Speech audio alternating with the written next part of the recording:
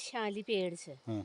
ये जो कोई झाड़नन जानकार होनन ये झाड़नन ले कोई फोड़ पुंछी आई वे उले नहीं को हाँ।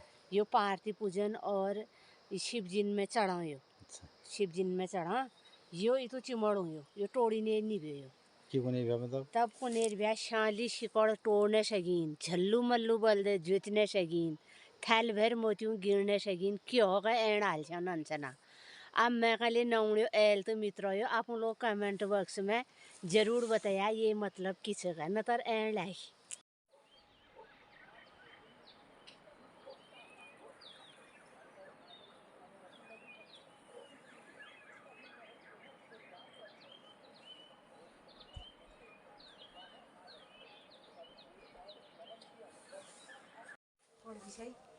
कहीं जा रहे हैं ना आप?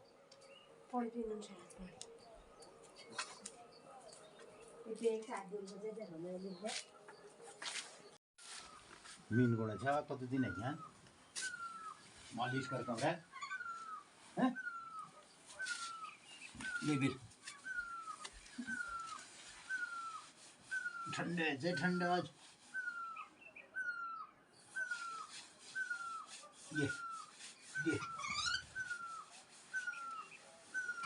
ये फिर ले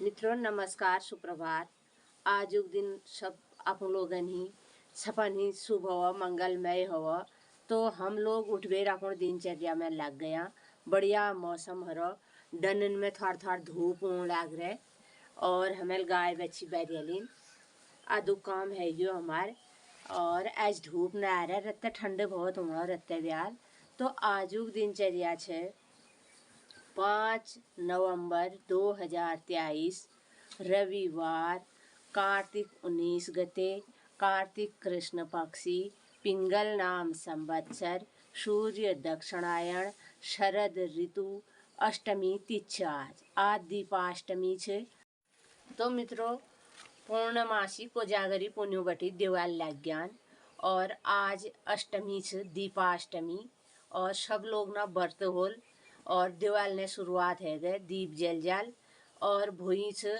राम दीप ओ नवमी रामदीप नवमी छे बोली रामदीप नवमी है गए और फिर जगह है गए रमा एकादशी युवाल एकादश जो आल रमा एकादशी बृहस्पतिवार दिन रमा एकादशी है गए और उ दिन चूड़ भिजाल हमारे गाँव पहाड़न में जो चूड़ ने रीत रिवाज हूँ उ दिन धान भिजाई जा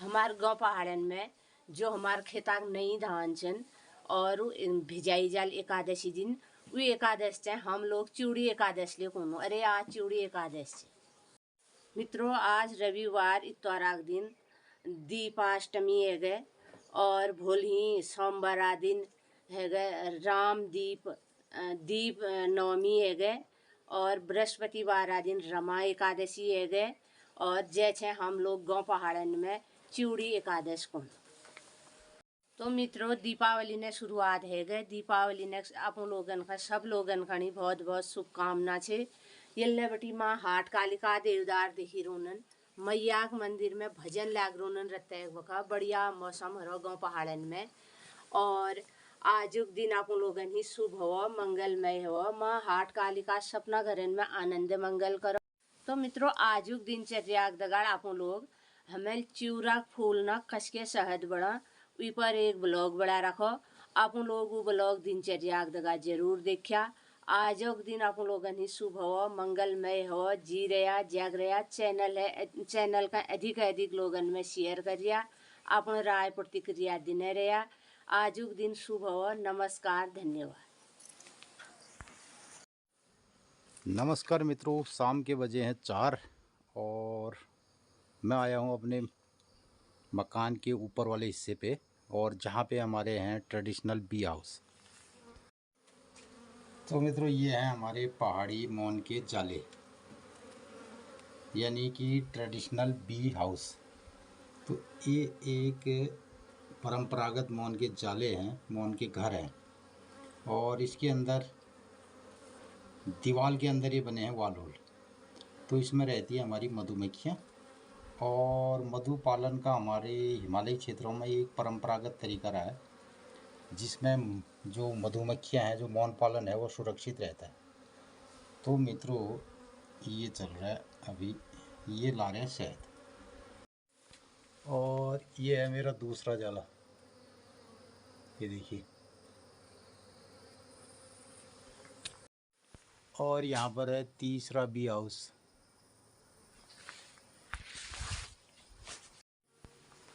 और ये है चौथा मौन का जाला, ये देखिए।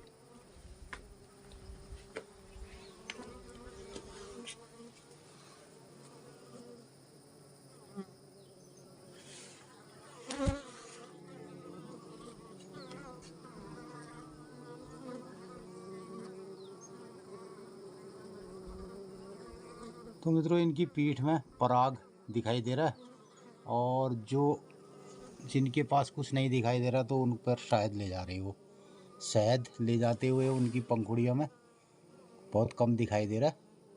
और आ गया मैं अब दूसरी साइड। आगे मैंने आपको ये हमारे रास्ते की साइड में ये है पांचवा जाला, ये देखिए। और इसमें भी कुछ मधुमक्खियाँ जो पराग ले जा रही हैं तो उनका पराग दिखाई दे रहा है, और जो मधु ले जा रही हैं उनका मधु अभी दिखाई नहीं देता। वो पंजे हैं, उसमें जो ब्रुशनुमा एक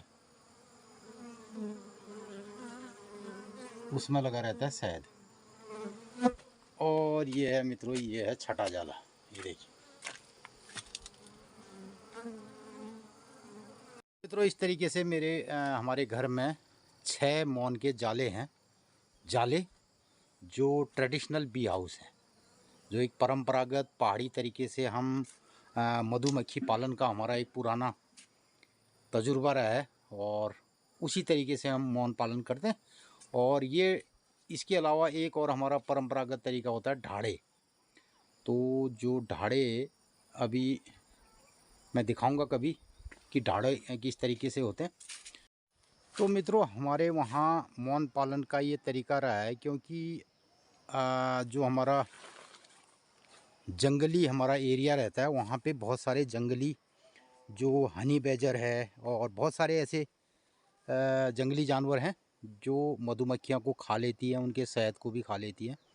इसलिए जो यहाँ पे बी कीपिंग है वो जाले के अंदर और घर के अंदर सबसे सुरक्षित तरीका होता है हमारे गांव पहाड़ में शहद मधुमक्खी पालने का। अगर हम बॉक्स के तहत या खुले में इनको रखते हैं तो काफ़ी नुकसान हमें उठाना पड़ता है। और मेरे विगत कुछ वर्षों पहले जो मैंने मौन बक्सों में अपना बी कीपिंग किया था, तो उसका ये अनुभव रहा है, उसमें हमें बहुत सारा नुकसान उठाना पड़ा है। तो इसलिए उसके बाद हम फिर दोबारा हमने मौन जालों के रूप में सबसे सुरक्षित तरीका होता है। हालांकि सबसे आजकल आधुनिक तरीका नहीं है, आधुनिक मौन पालन में बहुत सारी चीज़ें अभी नई बना दी गई हैं, और अभी मैंने मौन बॉक्स अपने ख़रीद के रखे हैं। इस बार मैं अगले साल में कुछ 2-3 मौन बक्सों में मौनों को शिफ्ट करूँगा। तो मित्रों अभी हमारे पास हैं 6 जाले, और मैं अपने बगीचे के आ गया हूँ। ये पूरब वाला हिस्सा है, और शाम को यहाँ पे धूप जल्दी चले जाती है। अब इस साइड को धूप नहीं आएगी, बहुत ठंडा एरिया है। तो इस वाले एरिया में बहुत सारे हमारे पास पौधे हैं, वनस्पतियाँ हैं, जंगली पौधे हैं, बाँझ है, भीमल है, कोयराल है, और इसी में एक पेड़ बड़ा सा चूरे का है, और जिसे मित्रों हमने करीब तकरीबन 20-25 साल हो गए इस चूरे के पेड़ को। मित्रों मैंने कहा था कि मैं आपको चूरे का वृक्ष दिखाऊंगा, तो मित्रों ये है चूरे का वृक्ष। अब बहुत बड़ा हो गया ये हमारे पास, देखिए इतना बड़ा हो गया। तो गांव पहाड़ में सबसे महत्वपूर्ण वृक्ष है चूरा। तो मित्रों ये घाटी वाला पौधा है, और बहुत ठंडे एरिया में नहीं होता है। जो गांव पहाड़ के घाटी वाले क्षेत्र हैं तो वहाँ पे चूरा एक बहुत महत्वपूर्ण वृक्ष है। और मित्रों, इतना इसमें फ्लावरिंग होने वाली है आने वाले दिनों में। अभी पूरी तरह से फ्लावरिंग नहीं हुई है। तो ये था कुनेबिया गांव पहाड़ में कार्तिका महीने में चूरों शहद। तो कार्तिक का शहद सबसे विशेष माना जाता है गांव पहाड़ में। तो मित्रों, ये मैं आया था आपको दिखाने। अभी इसमें फ्लावरिंग नहीं हुई है। ये तो फूल आने अभी शुरुआत हो रही है और कुछ एकों में आगे हैं। अगर मैं दूर आपको दिखाऊं तो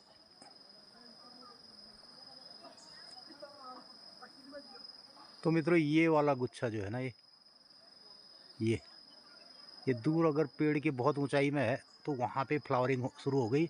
और एक मधुमक्खी भी आपको घूमते हुए दिखाई दे रही होगी। ये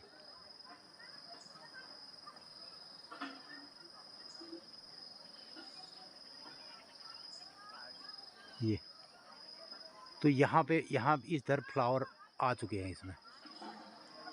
ये देखिए, ये जो कोपलें हैं अभी, ये नीचे वाली कोपलें हैं, अभी इनमें फ्लावरिंग पूरी तरह खिल नहीं पाए। तो मित्रों, काफ़ी शहद इन फूलों के अंदर होता है। तो जो चूरे का वृक्ष ये है, इसमें काफ़ी इनके फूलों में शहद होता है। और अभी जो कार्तिक का महीना है उसके अंदर इतना सॉफ्ट, इतना मुलायम, और जो फूलों में कोमलता होती है। अभी जो फूल होते हैं ना, वो बजाय गर्मियों के जो जाड़ों में जो भी फूल खिलेंगे वो बहुत मधुर होते हैं, बहुत सॉफ्ट होते हैं इस महीने के, कार्तिक के महीने के। और सबसे विशिष्ट शायद इस महीने का कहा जाता है। तो मित्रों, इस पौधे को हम लोगों ने लगाया करीब 18-20 साल पहले। और इस बार इसमें काफ़ी फ्लावरिंग है, बहुत ज़्यादा फूल आने वाले हैं। और लगभग 15 से 20 दिन पूरा मधुमक्खियों के लिए बहुत ज़्यादा शहद इस चूरे में मिलेगा। तो हमारे जो 6 जाले मौन के हैं तो सारे मधुमक्खियाँ यहाँ पे आएंगी। और भी मित्रों, नीचे घाटी के एरिया में कुछ और वृक्ष हैं चूरे के। और पहले बहुत ज़्यादा चूरा हुआ करता था हमारे गांव पहाड़ में। मित्रों, गांव पहाड़ के जो घाटी वाले क्षेत्र हैं, यानी कि हम अगर अपने पिथौरागढ़ में बात करें तो बहुत सारे एरिया ऐसे हैं जहाँ पे चूरे के बहुत सारे वृक्ष हैं। और बहुत सारी चूरा घाटी के नाम से भी उन जगहों को चिन्हित किया गया है। और हालांकि आजकल इसके बारे में लोगों को बहुत कम इसमें जानकारी है और बहुत कम इस पे काम किया जाता है। पहले चूरे में तो मित्रों, पहले पुराने ज़माने में चूरे और वनस्पति घी के रूप में गांव पहाड़ में खूब इसका घी तेल के रूप में इसका इस्तेमाल किया जाता है। और जो इसकी गुठलियाँ होती हैं, जब ये फल पकता है, और ये फल पकता है अगस्त में, जुलाई और अगस्त के बीच में, लगभग अगस्त में इसका फल पकता है। और बहुत बड़ी एक गुठली होती है और खाने में भी बहुत मीठा होता है, लोग चूरे को खाते भी हैं। और उसके बाद इसकी जो गुठली है, और उस गुठली में से घी निकाला जाता है, वनस्पति घी या तेल। और बहुत ज़बरदस्त तेल निकलता है, बहुत ज़्यादा, और बहुत अच्छा होता है। तो लोग बहुतायत से इसके तेल का इस्तेमाल गांव पहाड़ में पहले से करते आए हैं। और एक उद्देशीय पौधा है। इसके जो पत्ते हैं वो पर्याप्त चारा होता है जानवरों के लिए। इसके फूलों से शहद निकलता है, बहुत मधुर शहद होता है, बहुत कॉस्टली होता है। और कोई भी उस शहद को खा सकता है, इतना अच्छा शहद माना जाता है चूरे का। उसके बाद इसकी खाल की भी इसकी दवाओं के काम आता है। और उसके बाद इसका जो गुठली है, जब चूरा पकता है तो चूरा खाने के लिए बहुत अच्छा है, वो सेहत के लिए खाया भी जाता है। और उसके बाद जो गुठली है, गुठली का निकलता गुठली से में से तेल निकाला जाता है। और उसके बाद गुठली के बाद भी जो इसका अवशेष बचता है, जो इसका पीना जिसको कहते हैं, इसकी खली, तो इसकी खली का भी उपयोग किया जाता है। तो कोई भी ऐसी चीज़ नहीं है चूरे में जो कहीं पर खाली जाती हो। तो इतने बहुमूल्य हमारे पदार्थों का भरा पड़ा है चूरे का वृक्ष। तो मित्रों, अभी छोटे छोटे मेरे पास 2-3 वृक्ष और चूरे के हो रहे हैं। और अब हमारे इस पेड़ में बहुत सारी गुठलियाँ इसकी फल आती हैं। और इनकी गुठलियों को जानवर खाते हैं बहुत ज़्यादा। तो जानवरों के लिए भी ये जंगलों में बहुत अच्छा फल है खाने के लिए। तो मित्रों, इस तरीके से एक पहाड़ के रूप में चूरा एक बहुत बहुउद्देशीय हमारा पौधा है। तो इसके अगर जंगल लगाए जाएँ इसके पर्याप्त, लेकिन आज क्या है कि गाँव पहाड़ में अब जो चूरा घाटी के रूप में या जहाँ पे नीचे नदी घाटी वाले एरिया होते हैं, थोड़ा जहाँ पे गर्मी होती है, उस क्लाइमेटिक जोन में बहुत अच्छा ये पौधा पनपता है। और इसको बनने के लिए बहुत टाइम लगता है, करीब-करीब 10-12 साल इसमें लगते हैं। तो ये और सूखी चट्टानों में जहाँ पे पानी नहीं होता है, सूखी जगह है, वहाँ पर भी ये पैदा हो जाता है। सूखी चट्टानों वाला पौधा ये कहा जाता है। तो ऐसी जगहों पे भी हो जाता है जहाँ पे कोई वनस्पति नहीं होती है, चट्टानों में भी ये पौधा बहुतायत से पैदा होता है। तो ये पौधा मित्रों गाँव पहाड़ में एक औद्योगिक रूप से इसको स्थापित किया जा सकता है। यहाँ के उद्योग के लिए बहुत बढ़िया है। तो इसका साबुन भी इसके जो इसका वो बनता है, इसका साबुन भी इसका बनाया जाता है। तेल इसका निकलता है, घी इसका निकलता है, शहद इससे बनता है। इसके पत्ते जो है जानवरों के लिए बहुत बहुमूल्य चारा होता है। और इसकी लकड़ियाँ और इसकी खाल की भी दवाई बनती है। बहुत इसमें तीखी गंध आती है। तो मित्रों, इस तरीके से हमारे गाँव पहाड़ के लिए चूरा एक बहुउद्देशीय पौधा हो सकता है। और पहले पूर्व में ये हमारे गाँव पहाड़ के लिए बहुत महत्वपूर्ण पौधा रहा है। लोगों ने इसके बहुत उपयोग किए हैं। तो मेरे कुछ मित्र जानना चाह रहे थे कि चूरे के पौधे में, और मैंने कोशिश की है अपने बगीचे में तरह-तरह की जो लुप्तप्राय प्रजातियाँ हैं, जो यहाँ से विलुप्त हो रही है। तो मित्रों, मैं कतिपय उनके संरक्षण में यहाँ पर काम कर रहा हूँ। और अपने इस एरिया में इस बगीचे में मेरा फलदार वृक्षों का भी एक एरिया है और जंगली पौधों का भी एक एरिया है, जिसमें तमाम ऐसे पौधे हैं जो आज जंगल से लुप्तप्राय लगभग हो चुके हैं। तो लोगों ने उनका इतना दोहन कर दिया है कि अब उनकी समूल प्रजातियां नष्ट हो रही हैं। और जो आने वाले टाइम पे उसको लगाया नहीं जा रहा है, उसका संरक्षण नहीं किया जा रहा है।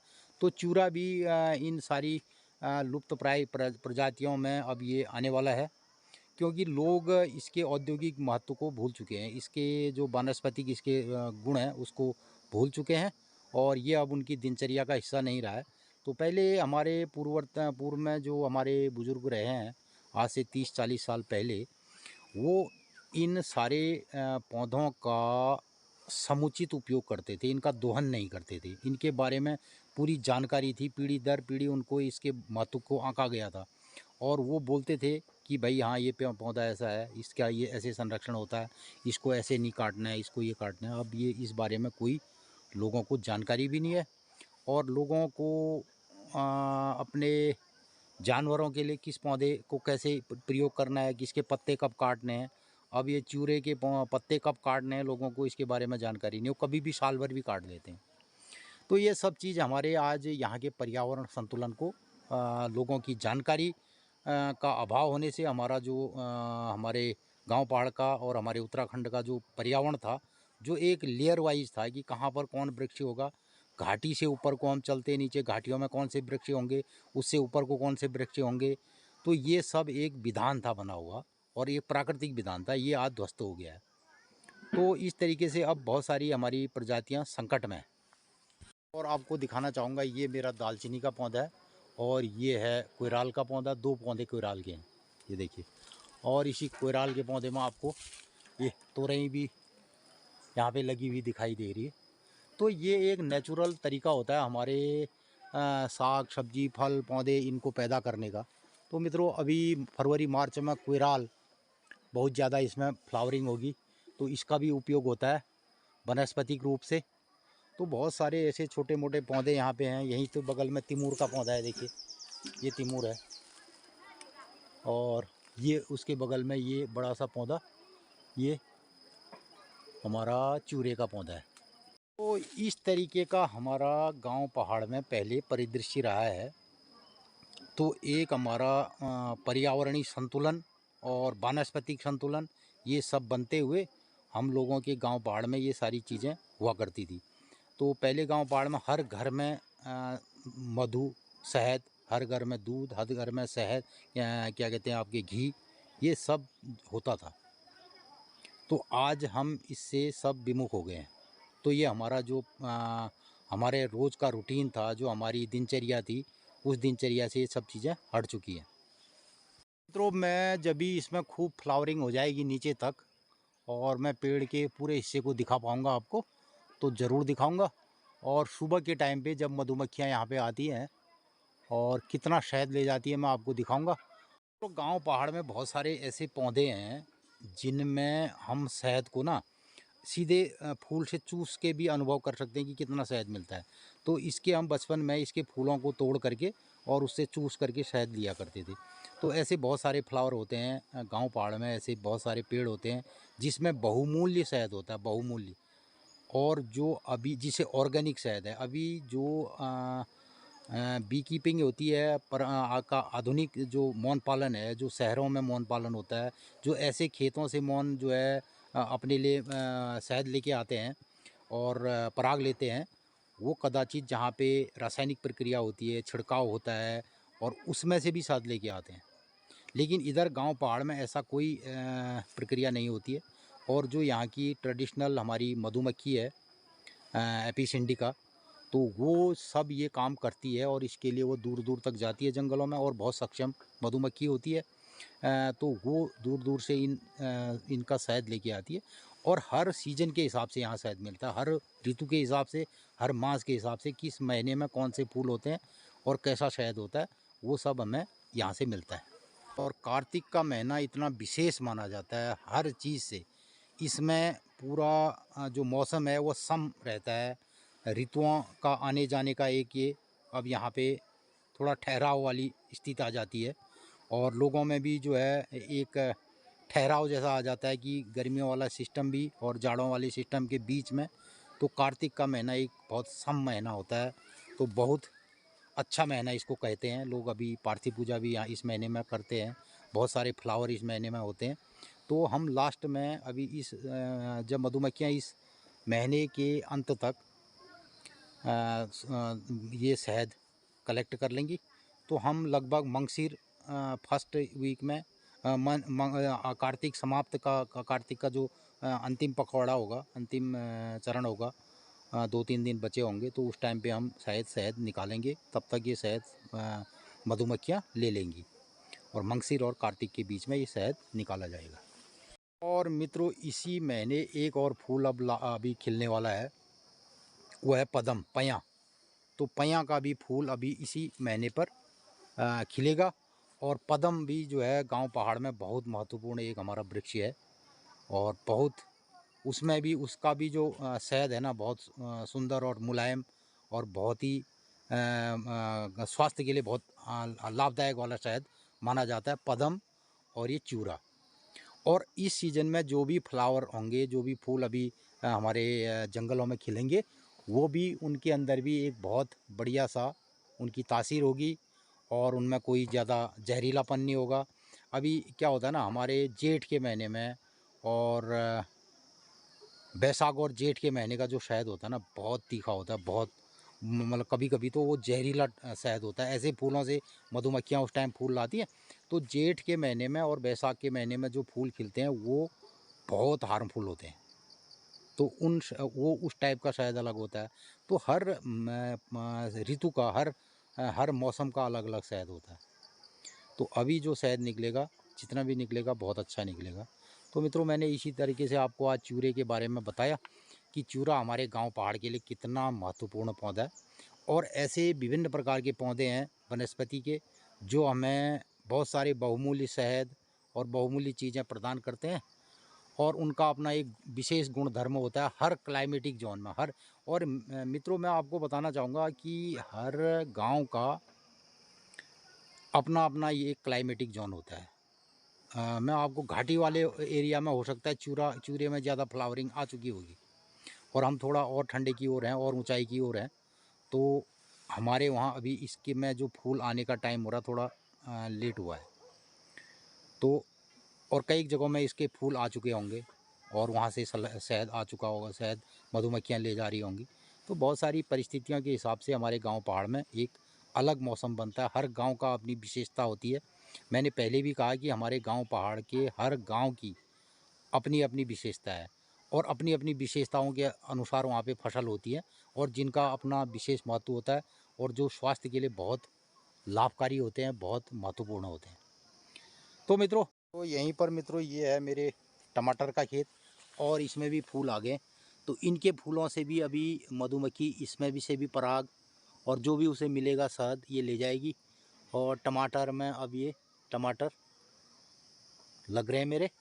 तो ये खेत पूरा मेरा टमाटर का है, जाड़ों के अच्छे टमाटर हमें मिलेंगे। तो मित्रों, मैंने इस तरीके से आपको बताया आज चिउरे के पौधे का विशेष महत्व हमारे गांव पहाड़ में क्या है और हम किन किन चीज़ों में इसका इस्तेमाल कर सकते हैं। और अगर ये गांव पहाड़ के बहुत सारी घाटियां, बहुत सारी जगहों पर अगर चिउरे के रूप में हम विकसित करें तो बहुत सारा हमारा उद्योग इसमें चल सकता है गांव पहाड़ में। तो मित्रों, इन्हीं सब बातों को जानने समझने के लिए हमारा प्रयास रहता है और यही सब मैं आपको भी दिखाने की कोशिश करता हूँ और ख़ुद इसमें जानने समझने की अपनी कोशिश रहती है और यही कोशिश मैं आपको अपने ब्लॉग के माध्यम से भी दिखाता हूँ। ये सब आपको कैसा लगता है इस पर ज़रूर अपनी राय प्रतिक्रिया व्यक्त कीजिएगा। तो छोटा गुदल पेड़ लगाए नलवेर भाई ने छोट। तो मित्रों, ये जंगल में हमने सूटे लगाए थे अपने पेड़ों में और इस बार सूटे हुए नहीं। कई साल बदले रहा चटकन पेड़ में। और ये हमारे में बण तरुड़ा बेलियो, ये तरुड़ है, ये जंगली तरुड़ है।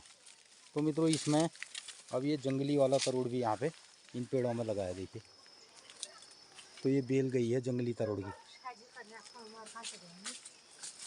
और मेल में गीठ से ये बांजा पेड़ में जा रहा है गीठ। तो मित्रों, ये बांज का पेड़ है ये और इसमें गई है गीठी है। तो मित्रों, इस पेड़ में हमारे गुर्ज गिलोई, तो गिलोई की हम बेल निकाल रहे हैं। ये देखें, ये है। तो मित्रों, इन सारे पेड़ों में गिलोई भी गई है, चिउरा में है और इसमें है। तो गिलोई का भी अब जाड़ों का जो टाइम आ रहा है तो गिलोई ये इतनी बड़ी बेल है, बाप रे, ये तो पुर मिल जा रहे हैं। तो मित्रों, इस पेड़ में इस बेल के सहारे चढ़ा भी जा सकता है ऊपर को, इतनी मजबूत बेल होती है ये टूटेगी नहीं, इतना जोर लगा रहे हैं हम। और ये इतनी मोटी बेल होती है गिलोई की। तो मित्रों, ये है गिलोई। अभ्यास की जड़ में तो हो से जाने अभ्यास कर दे रहे नहीं ये तल के और वो कदू मोड़ रहे मो यो का यो। तो मित्रों, ये सब गिलोई है गुर्ज।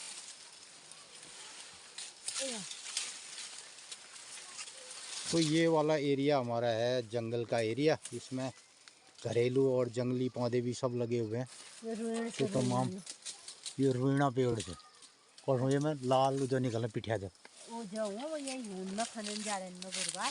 और इल्लई से हमारी तरुड़ा ब्याली ये। तो मित्रों, ये तरुड़ की बेलें हैं ये अब ये तरुड़ा बेल बाद में यून में फिर अंता आना होने से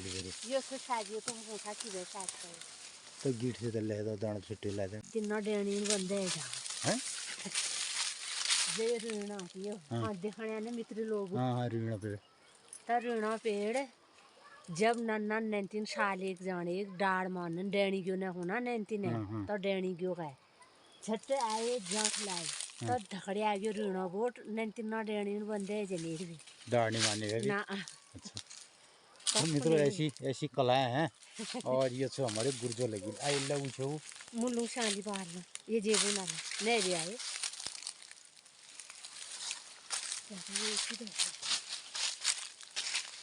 शाली उनीर बची मरी। तो मित्रों, एक और बहुमूल्य पौधा है शाली को ना और बहुत कड़वा होता है ये और टोड़ी लेने रखी होता है। मैं ये शाली पेड़ से ये जो कोई झाड़न जानकार होना ये झाड़न ले कोई फोड़ पुंछी आई उले नहीं को यो पार्थिव पूजन और शिव जिन में चढ़ा यो। अच्छा। शिव जिन में चढ़ा यो तो चिमड़ो यो टोड़ी ने नहीं गयो मतलब तब कुनेर ब्याह शाली शिकड़ तोड़ने शगीन झल्लू मल्लू बल दे जुतने शगीन थैल भर मोतियों गिरने शगीन क्यों हो गए एड़ आल छा नंचना। अब मैं कल नौड़ियो एल तो मित्रों आप लोग कमेंट बॉक्स में जरूर बताया ये मतलब किस का न तर एड़ लाई पहली एड़ गने एड़ गने न लगुनेर ब्याह वीडियो काट दातुलन काट। हां मिलो। तो मित्रों, ये है शाली और शाली बहुत महत्वपूर्ण हमारा एक पौधा है और ये हमारे बगीचे के किनारों पे लगा है।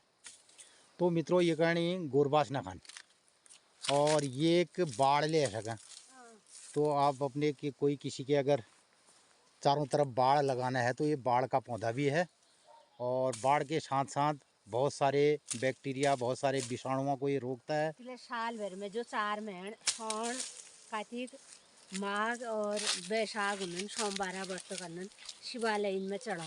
हाँ और ये मैं फूल ले हूँ बहुत बड़ी और बहुत बढ़िया सेंट होती है इसकी। ये इसमें फ्लावर बारीक फूल से तो मित्रों ये तो बड़ी फ्लावर ला रहे हो और ये छकुने व्या शाली पात और ये चढ़ता है।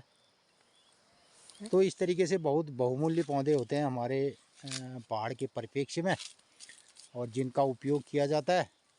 और इसका क्वाथ अगर बुखार आ गया है मलेरिया में तो मलेरिया बुखार जिसमें डेंगू और आजकल जो डेंगू बुखार है उसमें इसका काढ़ा आदमी अगर पीता है चिरात झाड़ हूँ तो बहुत चिरात है और जो है ये क्वास बढ़ावे मलेरिया में पिवाई सकी जर टूट जाने एक पात दे ये नहीं। और मित्रों ये है शाली का पात। इससे जो है ना आप अपने शरीर में कहीं पर ऐसा वायु विकार भी हुआ है तो इसको से झाड़ भी करते हैं, झाड़ फूक भी इसके लिए भी बहुत महत्वपूर्ण है ये।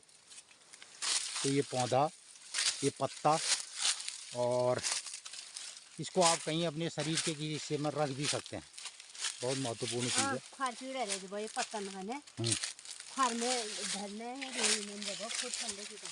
तो कहीं पर आपका दर्द हुआ है कहीं पर ऐसी वो है तो वहाँ पे आप इसको रख करके भी इससे अपना इलाज कर सकते हैं। तो ऐसे बहुमूल्य पौधे हैं गांव पहाड़ के परिप्रेक्ष्य में और ये हमारे अपने बगीचे के चारों तरफ हमने इनको लगाया है और इनको संरक्षित किया है और जो लुप्तप्राय प्रजातियां हैं उनके संरक्षण का काम भी हमने अपने बगीचे के इस वाले एरिया में यहाँ पे हम करते हैं और यदा कदा इसका उपयोग भी होता है। तो अभी मैंने आपको दिखाया आज गिलोय हो गया, चूरा हो गया और ये शाली हो गया, शाली का पत्ता ना। और दूसरा मित्रों मैं आपको एक बात बताऊं, गांव पहाड़ के परिप्रेक्ष्य में इनको अलग अलग गांव में अलग अलग तरीके से बोला और परिभाषित भी किया जाता है। ज़रूरी नहीं है कि आपके वहाँ इसका नाम कुछ और होगा, लेकिन ये पहचान लीजिए कि एक ऐसी झाड़ी नुमा पत्ता होता है और इसको कोई जानवर भी नहीं खाते हैं और बहुत कड़वा होता है, बहुत कड़वा होता है। इसका काढ़ा भी इस्तेमाल किया जा सकता है और इसको झाड़ फूँक के लिए भी इस्तेमाल किया जा सकता है। अपने शरीर के किसी हिस्से में लगाया भी जा सकता है जहाँ पे आपको ऐसा कुछ लगता हो और दर्द वर्द में इसको सर में भी रखा जा सकता है। ये सब महत्वपूर्ण पौधा है शाली। तो और शिव जी को ये चढ़ते हैं। और दूसरा मित्रों ये एक और बात बताऊं, हिमालय क्षेत्र में जितने भी हमारी शिव पूजा होती हैं और शिव जी को प्रसन्न किया जाता है और शिवार्चन में ये ही सारे बहुमूल्य पौधे बहुमूल्य वनस्पतियाँ शिव जी के ऊपर चढ़ाई जाती हैं और जिनका बहुत विशेष महत्व होता है। हम ये सब चीज़ें भूल गए हैं जो हमारे पहले हमारे सब्जेक्ट में था, जो घरेलू हमारा विषय रहा था ना, पर्यावरण, जिसका ज्ञान लोगों को घर से मिलता था बहुत सारे पेड़ों वनस्पतियों के बारे में। आज वो अब हमारा परंपरागत ज्ञान घरेलू ज्ञान सिमट चुका है और जब ही अब लोगों ने इसके बारे में जब कहा ना कि लोगों को पता नहीं है, लोग बताते नहीं हैं, अब जब खुल के बताया गया है हर आदमी को इसके बारे में, जहाँ भी एक क्लिक करते हैं बहुत सारी चीज़ों के बारे में आपको चीज़ें मिल जाएंगी। लेकिन उसका जो परंपरागत ज्ञान है, जो उसका ट्रेडिशनल नॉलेज है, वो अब बिल्कुल नहीं है। वो सब हमें सिखाया जाता था बचपन में और कोई सिखाता नहीं भी था। तो जब भी ऐसे हमारे आयोजन होते हैं तो क्योंकि ये हमारे कल्चर में रगा बसी चीज़ें होती हैं और जब भी हमें जिन चीज़ों की ज़रूरत पड़ती है, कोई धार्मिक सामाजिक आयोजन होते हैं, पूजा पाठ होती है, उनमें ये चीज़ें चढ़ाने का मतलब ही यही है कि लोगों को इसके बारे में जानकारी, प्रैक्टिकल जानकारी पता हो। तो ये हमारा जो धार्मिक अनुष्ठान होते हैं और जो आयोजन होते हैं उनमें ये सब जो चीज़ें वनस्पतियाँ पड़ती हैं तो इसका एक बहुत बड़ा मतलब ये है कि जो भी उसमें पारिवारिक लोग होंगे, जो भी गांव के लोग होंगे, उनको भी इन चीज़ों के बारे में, वनस्पतियों के बारे में पता रहे। लेकिन आज लोगों की नॉलेज के लिए ये बातें नहीं है, लोगों को अब इससे कोई लेना देना नहीं है, ठीक है। इससे जो गोली बनेगी उसको लोग लेकर के खा लेंगे, और मार्केट में इसकी जो दवाई आएगी उसको खा लेंगे, उसका उपयोग कर लेंगे, और उसके लिए बड़े बड़े जब उनको विज्ञापन होंगे, ये सब चीज़ें होंगी तो वो बिकेगी। लेकिन हमारा जो घर का, हमारे माँ बाप बताएंगे, घर का नॉलेज होगा, घर के गांव के लोग बताएंगे, वो हमें स्वीकारी नहीं है, हमें टैबलेट स्वीकारी है। वो कैसे बनती है, क्या बनती है, किस परिस्थिति में बनती है, कब उसको बनाया जाता है, उसका कोई अर्थ और सिद्धांत नहीं होता है। मित्रों, आयुर्वेद में वनस्पति का पौधा जितना महत्वपूर्ण है, उतना ही महत्वपूर्ण उसकी दोहन प्रक्रिया है, उसको निकालने का तरीका है। वो कब निकाला जाएगा, सुबह निकाला जाएगा, शाम निकाला जाएगा, और किस ऋतु में निकाला जाएगा, किस दिन में निकाला जाएगा, कब पकेगा, उसके पकने का सिद्धांत क्या है, उसके गिरने का सिद्धांत। कुछ चीज़ों को तो हम पेड़ से तोड़ते नहीं हैं, वो गिरी हुई चीज़ें उठाई जाती हैं। तो एक बहुत बड़ा अध्याय, बहुत बड़ा चैप्टर ये सब अब ख़त्म हो चुका है। और छोटा बहुत जो हम गांव पहाड़ में अभी इन सारी चीज़ों के बारे में अभी कुछ लोग जानते हैं, उन्हीं को हम आपको दिखाने समझाने की कोशिश करते हैं, और उसी को आपको बताने की कोशिश करते हैं। तो मित्रों, आज के इस ब्लॉग में मैंने आपको दिखाया कि चूरा और कैसे शहद बनाती है मधुमक्खी सीज़न में, ये कौन सा महीना रहता है, और कौन कौन सी वनस्पतियाँ हमारे पास हैं जो हम इसका इस्तेमाल करते हैं, और हमारे धार्मिक और रीति रिवाजों में ये सब रहता है। इन्हीं सब बातों का आज हमारा ये कार्यक्रम था। आपको ये सब कैसा लगा, इस पर ज़रूर अपनी राय प्रतिक्रिया व्यक्त कीजिएगा। और मित्रों, इन्हीं सब बातों के साथ नमस्कार, धन्यवाद।